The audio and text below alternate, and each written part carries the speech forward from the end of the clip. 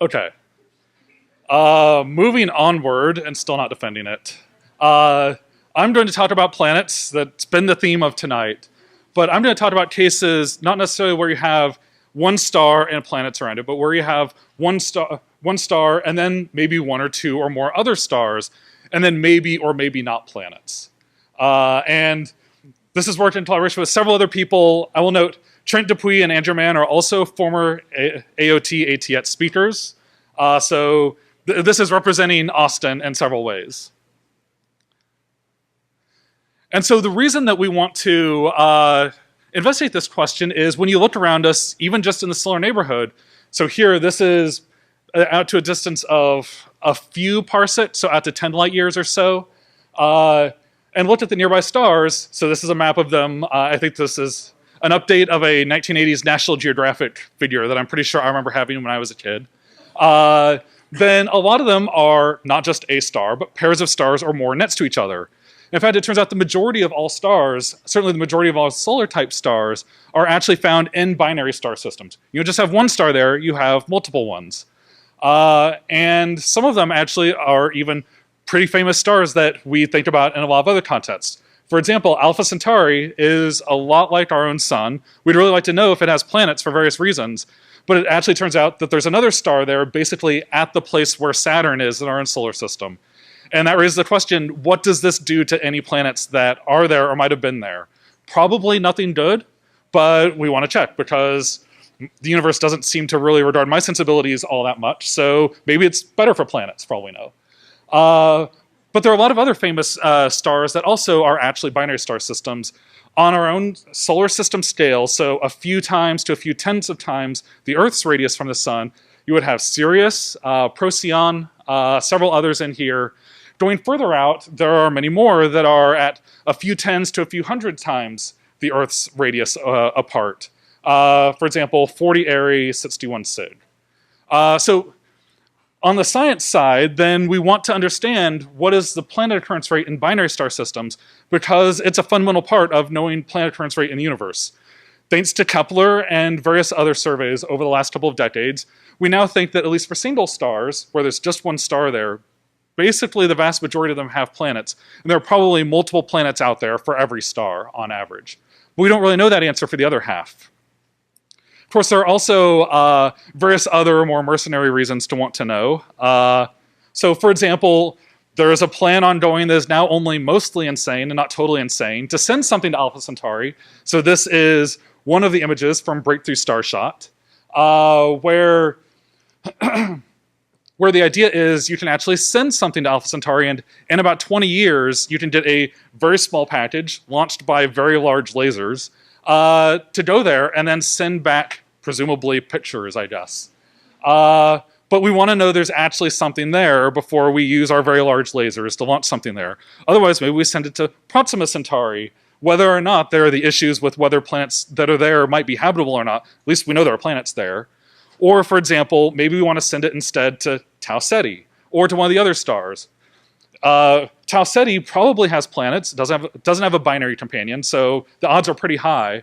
But it's also 2.5 or 3 times further away, so it'll take a lot longer to get there. So we need to know how to prioritize these things. More generally, there are also a lot of NASA missions that are just intended to look for planets around these and actually image Earths around other stars. But they're going to look at like 100 of them over the course of their whole lifetime. And there are missions aimed just at Alpha Centauri. We want to know if there are planets there before we build the billion-dollar missions. Being a little less mercenary and maybe a little more whimsical, there are also various other reasons to want to know. As fans of, let's say, Princess Mononoke or the Smurfs or mashups thereof might know, then a lot of these star systems are also very well known in fiction. So the Na'vi are supposedly found around Alpha Centauri. I don't think the movie grappled with this whole other star thing, but probably not the biggest science issue with that movie. But if you look at others, then you've got Sirius and Procyon. Sirius is the home of the Visitors, for those who remember V. Going a little further out, then you've got 40 Eri, home of the Vulcans, and you have 61 Cygni, home of the Tellarites. You've also got Andorians associated with Procyon, various other races in here. So depending on what the impact of these binary companions has on planet occurrence, we might need to retcon a lot of our sci-fi and say maybe the Na'vi don't exist. But okay. So switching gears back to slightly more scientific explanations, we have good reason to at least theoretically expect to have issues here. So I'm going to run through the arguments against. And this is sort of in order of when they appear during the planet formation and planet survival process. Step number one is just that if you have a pair of stars there, and maybe to back up a step, we think that planets form in disks of material around newly formed stars. But if you have two stars there, then the tides from those stars are going to open up large gaps in those disks. So this shows a simulation of a disk around a pair of stars, and then they turn things on, turn gravity on, and have them orbit each other, and you rapidly tidally clear all of the material out of this. So you're removing material from the system. You're also just saying that one way or the other, you're not going to have planets there because there's no stuff there to build them out of. Otherwise, externally, if you have a disk and then a binary on the outside, it'll rapidly truncate things so that the only material that survives is the stuff that is at least a few times smaller than the orbit of the binary system. So you're going to make the disk small, remove a lot of material very early on. Going forward a little bit, then you're also going to have issues with the tides affecting whatever things you can build out of this. So the idea is, in a protoplanetary disk, you start with gas and dust. The dust collides, you get bigger dust grains. Keeps on colliding, you get boulders. Keeps on colliding, you get planetesimals. Eventually you get to planets by having stuff collide and stick. But if you've got tides there, then things that might otherwise be moving along very quietly next to each other, then they sideswipe and stick, are going to get tidally kicked onto orbits that cross, orbits that are tilted with respect to each other, so those collision velocities will grow. Instead of colliding softly and sticking, then you might collide at a higher velocity and break both of them down into smaller pieces. So this is a simulation of basically showing the impact velocity as a function of where they are in that protoplanetary disk. When you don't have a binary companion, most of the stuff is down here at very small velocities, and red shows things that they simulate the collision and it sticks. Black is that they simulate the collision and it doesn't stick. Most of the things collide and stick. If you add another star there and start tidally stirring things, most of the things have higher impact velocities and they collide and break down. They don't collide and stick. So you don't grow your planets. Even beyond that, you also have the issue that the binary star probably gets rid of the disk really quickly, even when the disk is there. Idea being, as we just heard in the last talk, stars put out ultraviolet radiation. At young ages, they especially put out a lot of ultraviolet and X-rays. This would boil away a protoplanetary disk pretty quickly, basically. If you only have one star there, the idea is you have a disk. So here's the star. This is a cross-section through the disk. The stuff that's very far down the gravitational potential well shields the outer part of the disk. And here, it's so far down that UV and X-ray photons might hit the stuff, boil it away, and it gets driven towards an arc out of the system, but it doesn't quite escape, and it comes back down to the disk over here. But if you add another star in here, basically you tidally clear this disk. So the stuff that's closest in is out in here. It's not as far down the potential well, and so what happens is that the stuff that gets boiled away, it just escapes directly out of the system, and you rapidly boil the whole thing away. So shorter lifetime. And finally, the idea is, even if you have enough of a disk there in the first place, and you can make things collide, and you can keep the disk around long enough to build your planets, then once you get the planets there, then on billions of years timescales, then the planets themselves will be tidally nudged by the binaries, and a lot of them will be kicked out of the system. So this shows what happens if you stick like basically things randomly throughout this whole plot. This is just in size scale on both sides, and then showing the orbit, in this case of alpha Cyn B around alpha Cyn A. Where are the things that actually survive for a billion years or more? And it turns out it's only the things very close in. The vast majority of them don't. So this is all a very depressing story of all of these things that say there should be no planets there at all. Almost enough to make one want to drink, hint, hint. But on the bright side, then we've actually been looking for planets for 20 years now, and we do find that there are some planets out there. So we can also have a celebratory drink. And so when we go out and look, then using various planet search methods like the transit method, which we heard name-checked earlier, then people can look at stars and see, even when there's another star there, sometimes there is a dip of light that shows a planet passed in front of that star. Or using the radial velocity planet search method, which I'm not really going to get into here, they can measure the velocity of a star, even when there's another binary star system there, and see that, oh, the star is moving back and forth along the line of sight, showing the Doppler effect because of a planet around it. And so clearly the universe does make planets around these binary systems, even though the theorists come up with all these reasons why they shouldn't. But it's unclear how often this happens.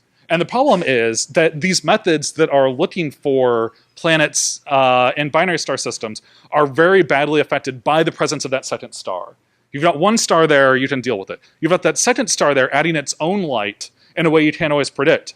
Then most of these methods, the sensitivity is severely degraded. So it's been unclear what that occurrence rate actually is. Are there fewer planets? Are there more planets? It was hard to tell.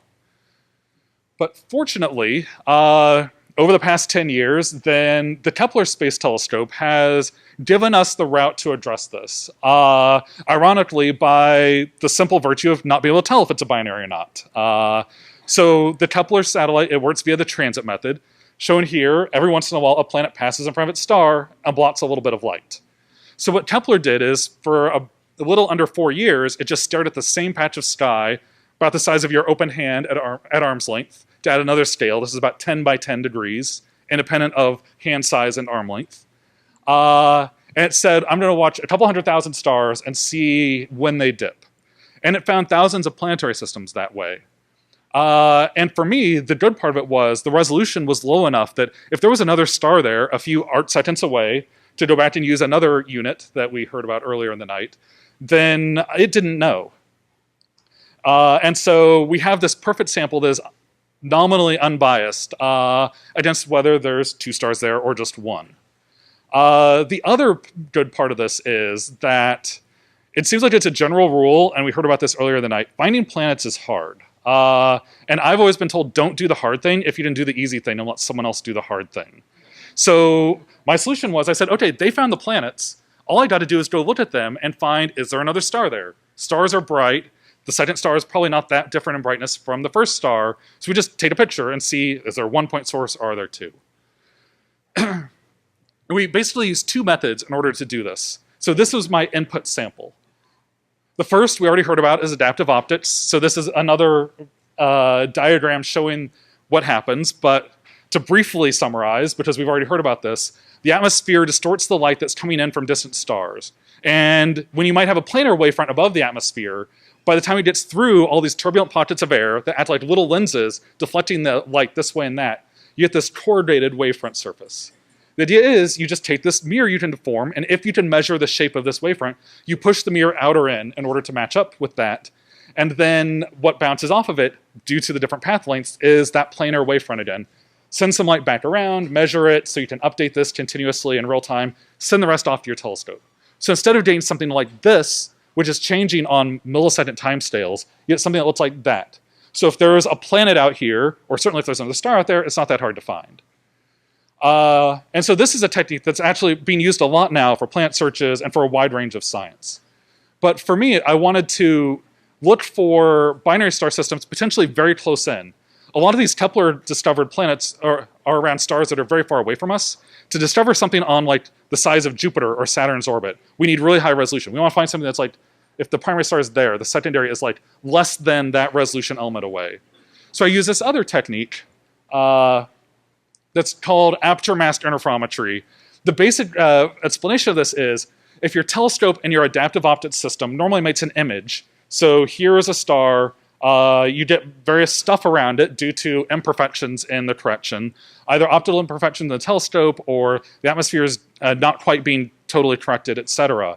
Then you get basically this image. What we do is we add a mask along the optical path through the telescope that looks like this.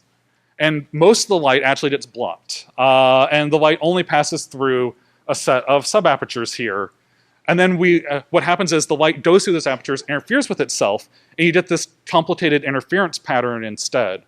But based on how the light interferes, we can then figure out what was basically the phase, the position, relative positions of that wavefront going through these apertures and correct a lot of the residual errors that were still present here.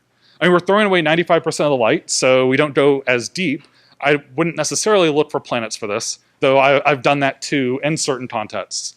But if you want to find a bright companion and really, really, really control for all of those possible systematic effects in the shape of your star in your image, then this is a great method to do it.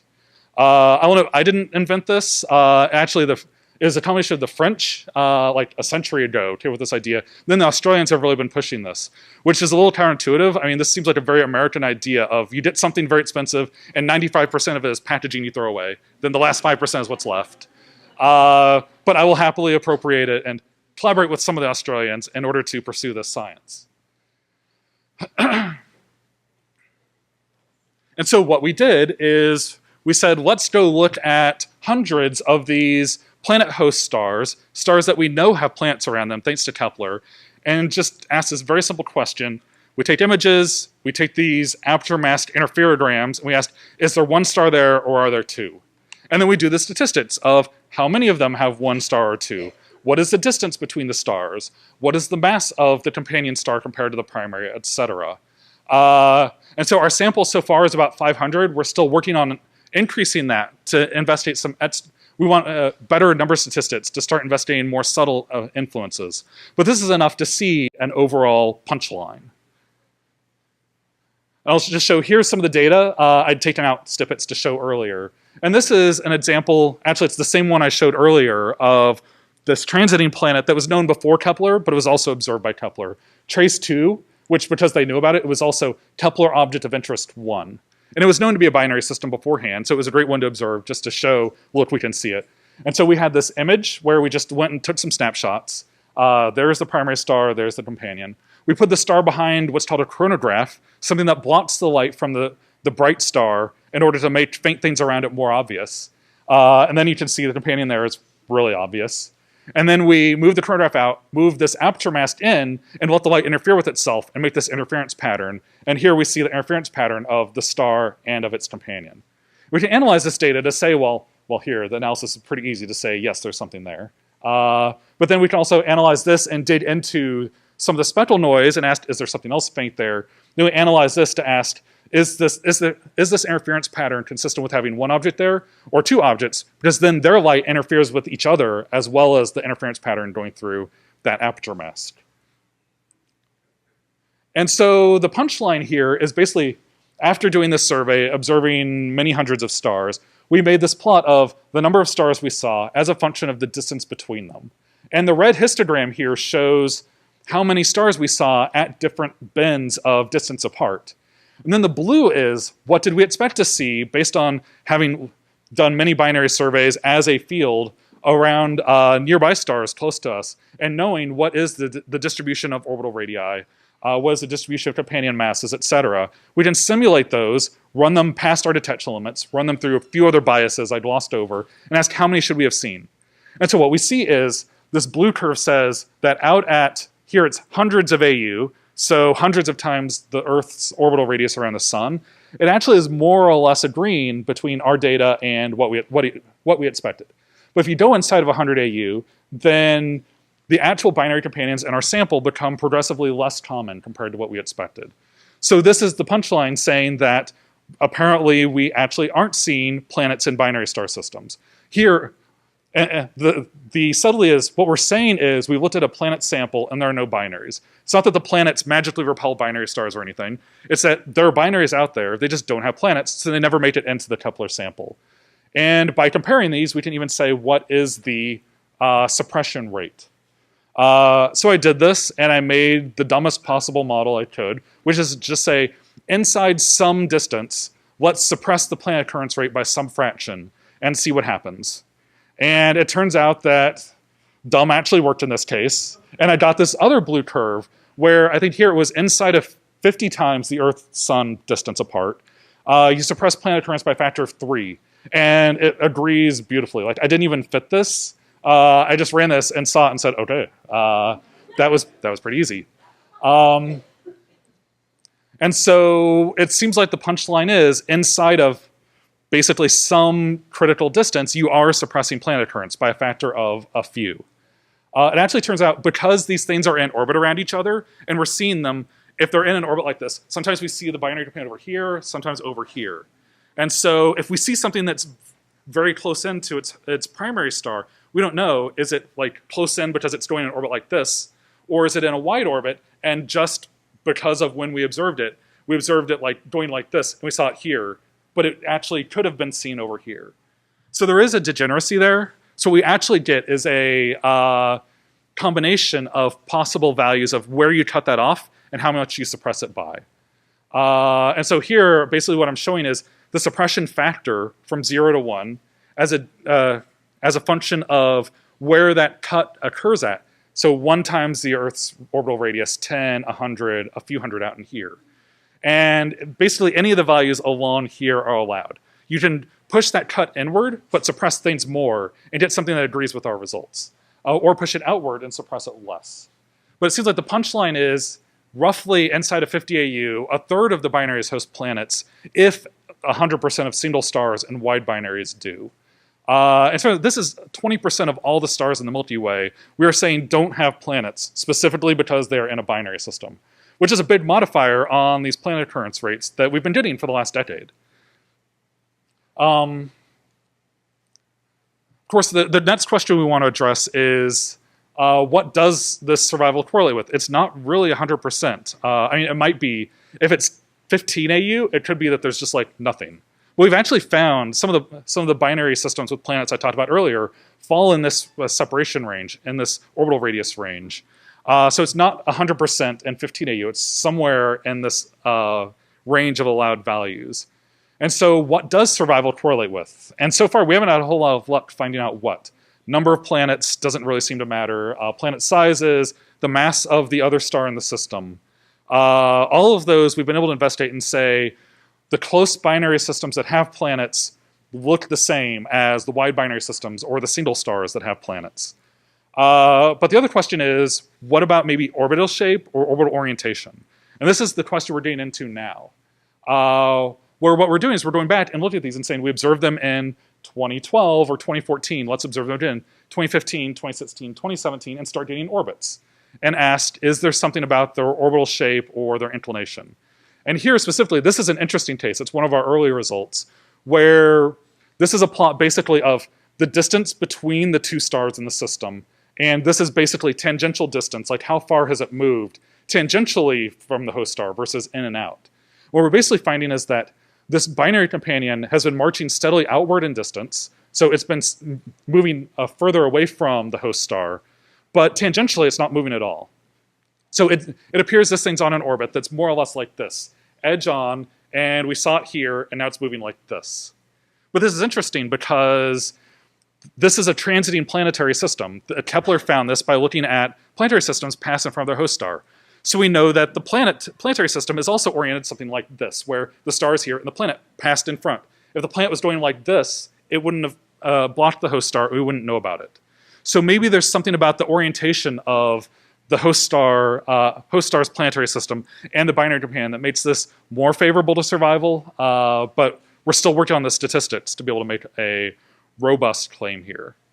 But coming back to sort of why we wanted to investigate this is important because we want to know if there's a close binary system there. Remember, I listed off a lot of them that are very near to us that has a binary companion. It's not that there are no planets there, it's that there are probably not planets there. So we want to know for those systems, is it one of the ones that does or one of the ones that doesn't? So for example, Alpha Centauri falls clearly into this range where planet occurrence is suppressed. So does Sirius. So maybe things are in trouble for the Navi or for the visitors. Clearly the universe has some sense of cinematic criticism. Whereas for the things that are separated by hundreds of times the Earth-Sun distance, so 40 Eridani, the home of the Vulcans, or 61 Cygni, the home of the Tellarites, things are probably okay. But for Alpha Centauri, there still is maybe that 1 in 3 chance that it does have planets. And we'd like to know, both because they're making a lot of Avatar sequels, but also because it is our best chance to see an Earth-like planet around another star, and Breakthrough Starshot has to have somewhere to send their stuff. And we want to know, maybe they should send it there, or maybe not. So stay tuned, and hopefully we'll be able to tell them where they should send it within the next few years. Thanks.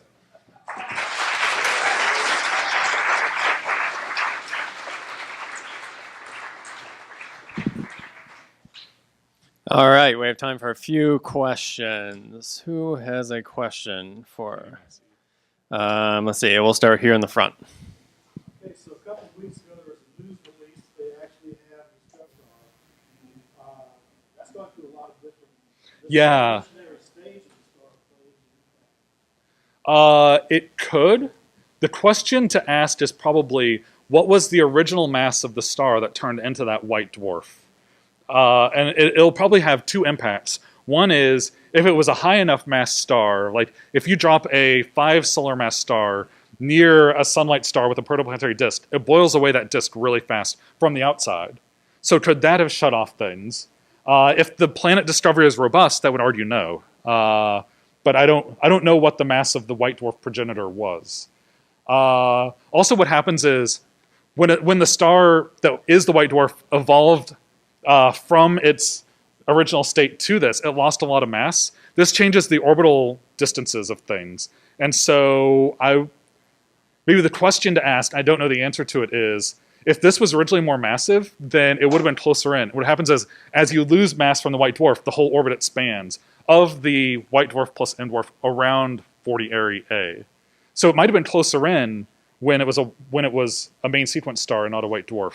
I actually don't know that number, but it'd be interesting to file away. All right. Another question right up here. Can you create a binary star from the planetary disk going around a single star? This is something people fight about a lot. Can you repeat the question? So the question was, can you create a binary star from a protoplanetary disk? And it's all a question of when. So what happens is, at early times, you have a cloud of gas and dust. It collapses down. You have a protostar in the center.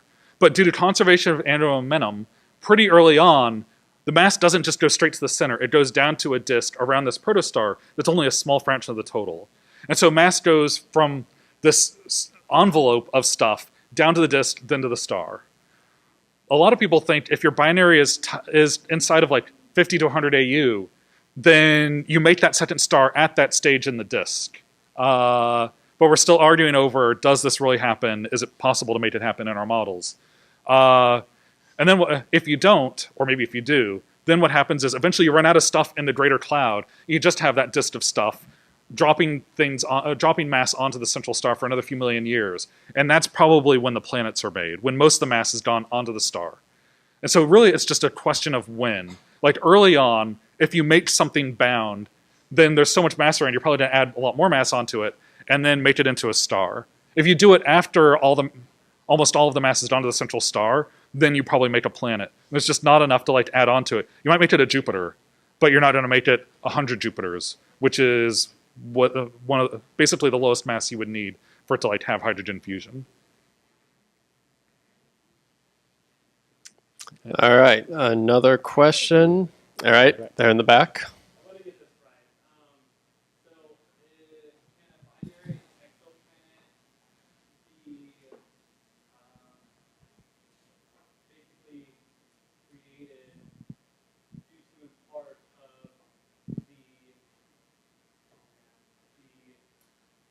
solar mass distribution between two stars? Does that make sense?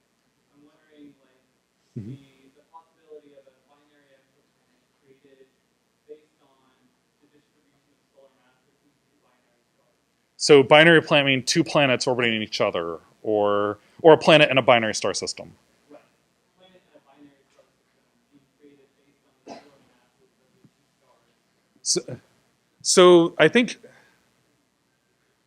there have been models like that I've read about that are of you form a planet around one and move it to the other. So the expectation is binary systems basically form at the same time. So you have one star there, or you have two, but they're inside of this greater envelope of mass that is then going down and going on to one or the other. Once mass goes into one or the other, it probably then like stays there. But depending on like exactly when things are happening, the two stars are basically going to be tidally kicking each other's disks. And so you might have like the tidal kicks might promote planet formation. This is one of the reasons why like there was that depressing litany, but people didn't actually say there are no planets in binaries, because if those kicks by each star on the other one's disk promote planet formation, maybe you get more.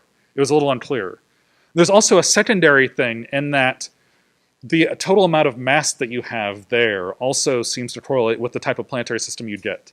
And so if you have a higher mass star, it seems like they typically have higher mass planets, which says there was just more mass around to make the planets out of. If you've got 2 stars, by definition, there was more mass around because you got 2 stars worth of mass than with 1. And so maybe if you have like 2 stars like the sun, it should have planetary systems like a 2 solar mass star, which have, it seems like, a fair number of fairly massive planets.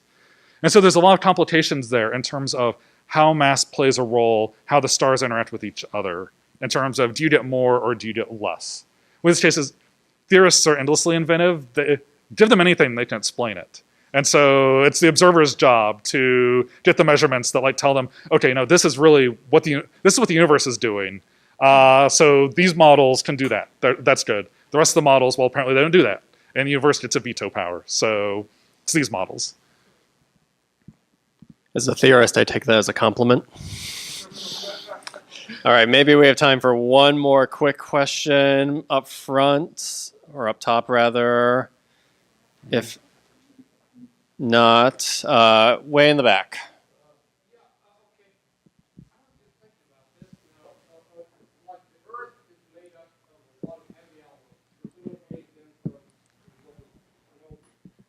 Mm-hmm.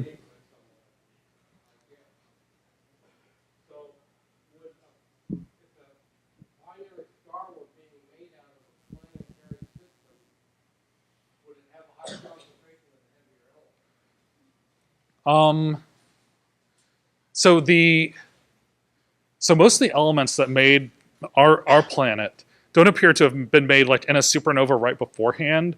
What actually happens is over the course of the galaxy's whole lifetime, supernovae are going off everywhere. They kick their stuff back out into the interstellar medium, just into the gas of the Milky Way, and the whole thing gets gradually richer in heavy elements. And so maybe you have more heavy elements over time.